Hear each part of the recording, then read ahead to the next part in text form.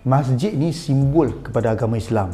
Bila ada masjid ni, maksudnya Islam tu tertegak. Tapi saya nak tanya, berapa banyak masjid yang kita nak bina? Berapa banyak masjid yang ada dekat Malaysia ni, tapi tak ada orang datang? Masjid megah, hebat, besar, cantik, tapi tak ada pengisian. Nak bina masjid mahal tau. Bukan 1-2 juta. Pada pandangan saya, nak tegakkan Islam juga, masjid yang dah ada tu kita gunakan secara maksimum. Jangan hanya jadikan masjid itu tempat solat, tetapi jadikan masjid itu tempat ilmu. Perbanyakkan lagi kelas. Tapi kena faham, bukan saja kelas agama. Buatlah kelas bahasa Mandarin, bahasa Perancis, bahasa Arab. Imarahkan masjid tu. Perbanyakkan lagi aktiviti di masjid tu. Buat satu bahagian perpustakaan. Mai orang datang duduk dekat perpustakaan, baca dan sebagainya. Bila masuk waktu, minta semua datang solat ramai-ramai. Ini tidak. Masjid cukup besar, orang datang hanya solat.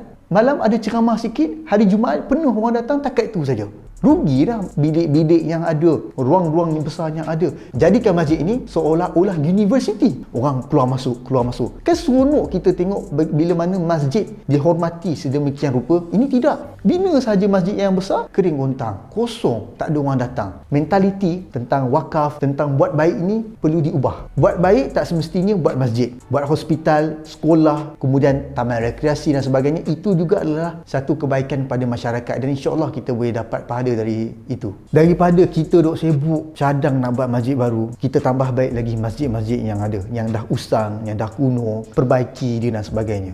Yang dah ada, kita kuatkan lagi, kita perkukuhkan lagi. Apa yang saya cakap ni, Islam juga tau. Jangan kamu ingat apa yang saya cakap ni seolah-olah Muhammad ni mengenepikan Islam dan sebagainya, anti masjid lah. Tak. Apa yang saya cakap ni juga berpandukan kepada ajaran Islam. Buat sekolah ada satu perkara yang baik. Tak semestinya kita kena buat masjid sepanjang masa. Saya nak tanyalah, berapa banyak masjid kat Kuala Lumpur, berapa banyak masjid dekat Selangor, Kedah dan sebagainya, dan berapa ramai orang datang ke situ. Yang dah ada tu kita kekalkan dan minta pengurusan masjid buatlah aktiviti banyak. Kenapa banyak aktiviti tak berlaku dekat masjid? Tak maaf kalau saya cakap ni, sebab tak ada orang muda yang ada dalam AJK. Cuba bagi orang muda jadi AJK, barulah mantap. Minta maaf lah sebab saya tengok orang-orang berusia yang dari AJK ni dah tak ada idea. Sebab pada pandangan mereka, masjid, kuliah subuh, solat berjemaah, solat Jumaat, malam ceramah. Kemudian adalah marhaban aktiviti makan kenduri sikit. Tapi kalau budak muda ada, mesti lain. Sebab kita generasi yang baru. Jadi idea yang sampai pada kita ni adalah idea-idea yang sesuai pada keadaan dan zaman tersebut. Kalau mereka dakwa, mereka ada buat itu ini, bila je buat? Takkanlah sebulan sekali, takkanlah 3 bulan sekali. Dia kalau boleh, kenalah sekerap yang boleh. Rugi saya cakap. Jadikan masjid ini bukan saja tempat beribadah, tempat solat. Jadikan masjid ini juga tempat